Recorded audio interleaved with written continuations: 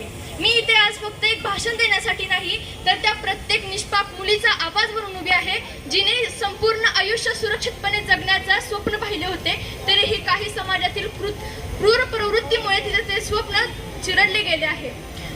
राजस्थानमधील 13 वर्षाच्या त्या चिमुरडीवर झालेला अत्याचार, अन्याय हे आपण पाहिलाच आहे। ते पाहिल्यानंतर आपल्या सर्वांच्या मनामध्ये दुःख झालेच, वेदना झाल्याच, पण तो विचार, ती संकट ती फक्त त्या एका राज्याचे नाही, तर ते आपल्या घरातील संपूर्ण महिलांचे, स्त्रियांचे आहे।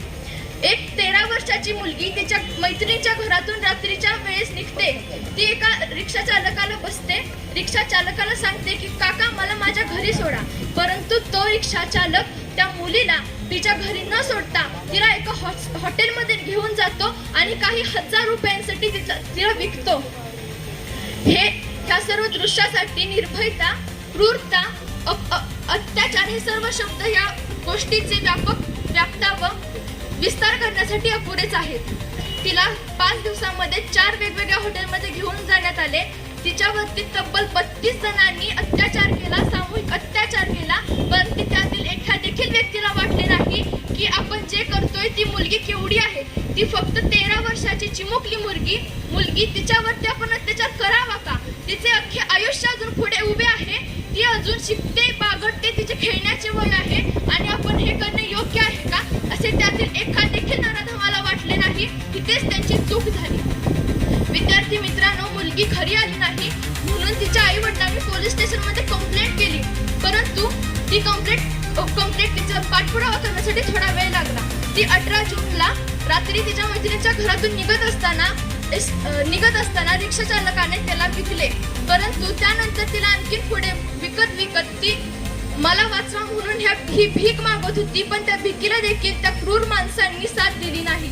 त्यांच्या मनात विचार आला नाही की आपण वाईट कृत्य करतोय। मी शेवटी एवढंच म्हणेन की ह्यासाठी सरकारने कठोरात कठोर पाऊल उचललं पाहिजे। प्रत्येक महिला, प्रत्येक मुलगी सुरक्षित राहण्यासाठी आणखी काही कायदे व काही नियम लागू केले पाहिजेत आणि जे कायदे आणि नियम आहेत ते लागू होतात का हे पाहिलं पाहिजे।